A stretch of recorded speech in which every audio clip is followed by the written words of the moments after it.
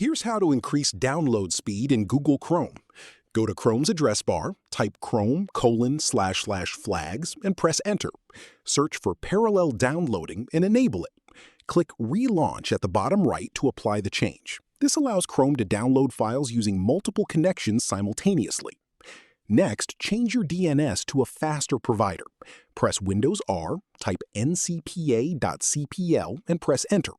Right-click your Wi-Fi or Ethernet connection, select Properties, click Internet Protocol version 4, then Properties.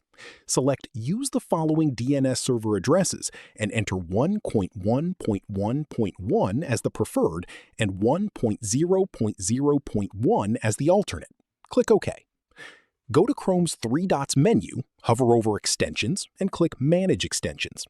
Disable or remove any extensions you do not actively use, since they can consume bandwidth in the background. Finally, open CMD as administrator and type ipconfig/flushdns, then press Enter. Restart your PC, and your Chrome download speeds should noticeably improve. If this helped you out, hit that subscribe button for more straight-to-the-point tutorials on Step by Click.